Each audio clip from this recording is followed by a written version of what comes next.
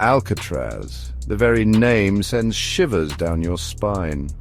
This infamous island, often referred to as the Rock, has a history as dark and mysterious as the cold waters that surround it. A lonely island in the middle of San Francisco Bay, Alcatraz stands as a silent sentinel watching over the city of San Francisco. Its isolation is both physical and psychological, a place where the line between hope and despair is razor thin.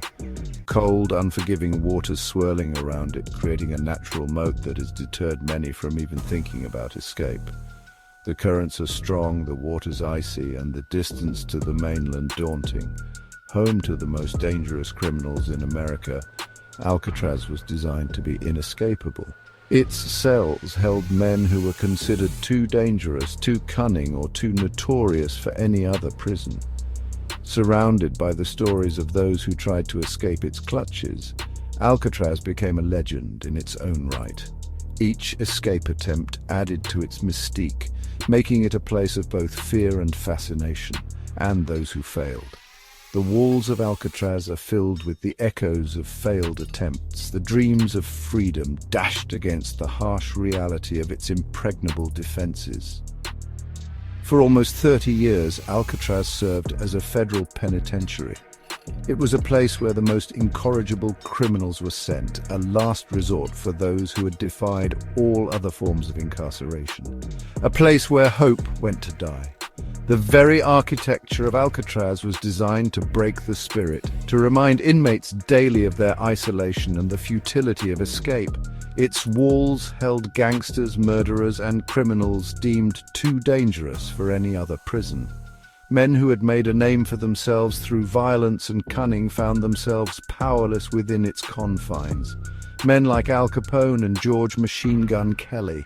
Their names alone conjure images of a bygone era of crime and punishment, their stories intertwined with the legend of Alcatraz. Their crimes legendary, their spirits seemingly unbreakable, yet even they found themselves subdued by the relentless isolation and strict regimen of Alcatraz.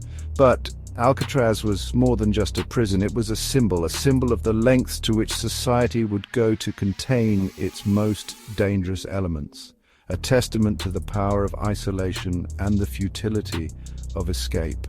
The very design of Alcatraz was a psychological weapon, meant to break the will of even the most hardened criminals.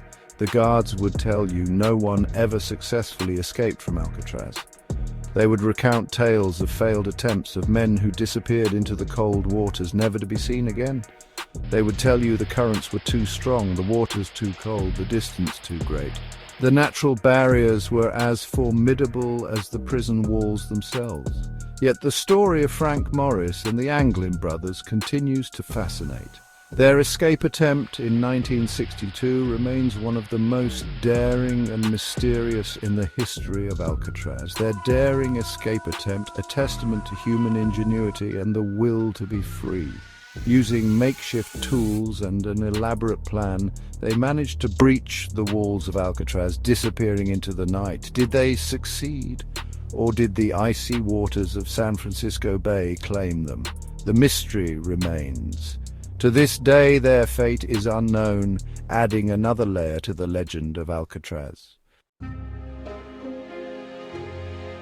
Before it became a prison, Alcatraz Island served a different purpose. This rocky outcrop in the middle of San Francisco Bay has a long and storied past, one that predates its infamous reputation as a federal penitentiary.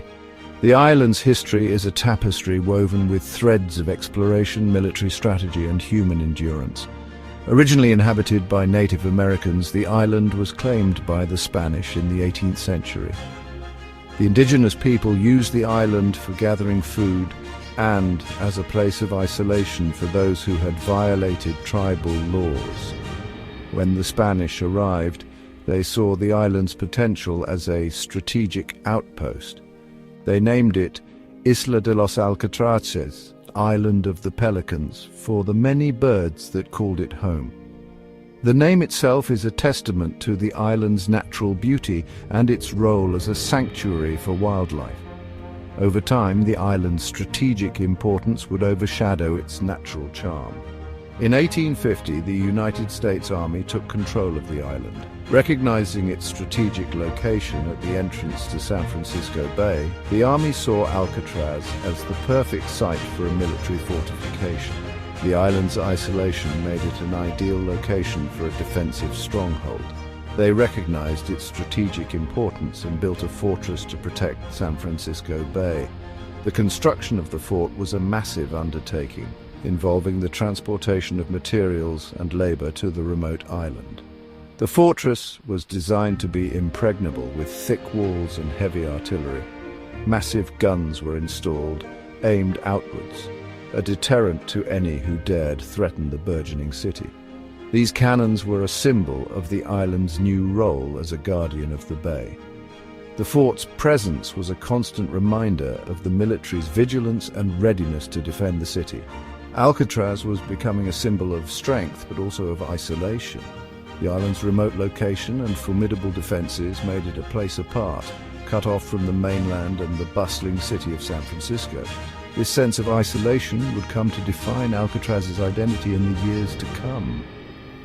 As military technology advanced, the need for a fortress on Alcatraz diminished. New developments in weaponry and defense strategies rendered the island's fortifications obsolete. The once mighty fortress began to fall into disrepair, its cannons silent and its walls crumbling. In 1909, the army deactivated the fort and Alcatraz began its transformation into a military prison.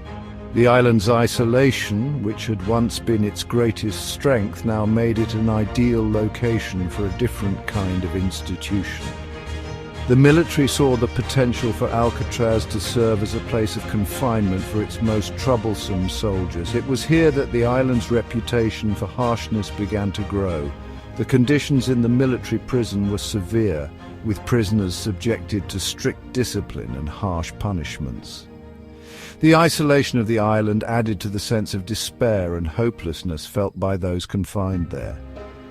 Military prisoners faced strict discipline, solitary confinement, and back-breaking labor. The regime was designed to break the spirit of the inmates, to make them compliant and obedient. The harsh conditions and the island's isolation combined to create a sense of dread and foreboding. The transition to a federal penitentiary in 1934 marked a turning point. The island's role as a military prison came to an end, and it began a new chapter as a federal penitentiary. This transformation brought with it a new level of notoriety and a new set of challenges. Alcatraz became the ultimate symbol of American justice, a place for the worst of the worst.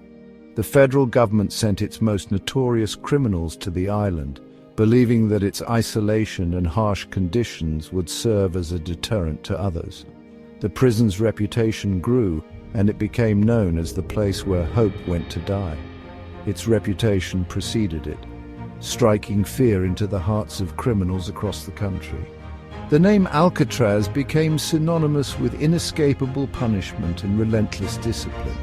The island's history of isolation and harshness continued to shape its identity, making it one of the most infamous prisons in American history. Life on Alcatraz was designed to break a man. Isolation was the key. The prison, often referred to as the Rock, was a fortress of solitude surrounded by the cold, unforgiving waters of San Francisco Bay. It was a place where hope seemed to vanish, and the spirit was tested to its limits. Inmates were stripped of their names, known only by their numbers. This dehumanization was a deliberate tactic to erase their identities and break their will. Each prisoner became just another cog in the machine, a faceless entity in a sea of despair. Contact with the outside world was strictly limited. Letters were censored and visits were rare. The isolation was not just physical, but emotional, cutting off inmates from the lifelines of family and friends. This severance from the outside world deepened their sense of abandonment and hopelessness, a constant reminder of their separation from society. The distant view of the San Francisco skyline was a cruel tease, a glimpse of freedom that was always out of reach. The island's isolation was both a physical barrier and a psychological torment. The cells were small and Spartan, furnished with little more than a bed, a toilet, and a sink. The starkness of the environment was a reflection of the harshness of the regime. There was no room for comfort or personal expression, only the bare essentials for survival. The cold, damp air permeated everything. The walls seemed to sweat with the despair of those confined within them. The chill was a constant companion, seeping into the bones and the soul, a reminder of the unyielding nature of their confinement. The silence, broken only by the clanging of cell doors and the distant cries of gulls, was deafening. The echoes of footsteps in the empty corridors were a haunting reminder of the isolation. The sounds of the prison were a symphony of despair, each note a reminder of their captivity. Every day followed a strict routine. The monotony was relentless, designed to crush any sense of individuality or hope. The rigid schedule left no room for personal freedom, only the repetitive grind of existence. Work was mandatory, assigned based on behavior and perceived risk. The tasks were menial and monotonous, offering little in the way of mental stimulation or personal growth. It was labor for the sake of labor, a way to keep the inmates occupied and controlled. Jobs ranged from laundry duty to working in the prison industries. These tasks were a small reprieve from the isolation of the cells, but they were also a reminder of the inmates' servitude. The work was grueling and the conditions were harsh, with little regard for the well-being of the prisoners. Meals were served in the mess hall, a place where silence was enforced and every bite was watched. The atmosphere was tense, with guards ever vigilant for any sign of trouble. The mess hall was a microcosm of the prison itself, a place of control and surveillance. The psychological toll was immense. The constant pressure, the lack of privacy, and the absence of meaningful human contact wore down the inmates' mental health. The environment was designed to break them, to strip away their humanity and reduce them to mere shadows of their former selves. The constant surveillance, lack of privacy, and absence of meaningful human contact chipped away at the inmates' sanity. The ever-watchful eyes of the guards were a constant reminder of their powerlessness. There was no escape, no respite from the unrelenting scrutiny. Some withdrew into themselves, while others lashed out in desperation. The strain of confinement manifested in different ways, from silent resignation to violent outbursts. The prison was a crucible of human suffering, where the strongest minds could be broken. Alcatraz was a pressure cooker, and the men inside were slowly being crushed. The weight of their confinement pressed down on them day after day, year after year. It was a place where hope was a distant memory, and survival was the only goal. Among the hardened criminals on Alcatraz, 3 men stood out. Frank Morris and brothers John and Clarence Anglin. Morris, a cunning bank robber with a genius-level IQ, became the mastermind of the escape plan. His intelligence was matched only by his determination to break free from Alcatraz's clutches. The Anglin brothers, skilled robbers and lifelong criminals, were known for their daring and physical prowess. John, the elder, possessed a quiet strength and unwavering loyalty to his brother. Clarence, the younger, was known for his impulsiveness and quick temper, but also his unwavering loyalty to the escape plan.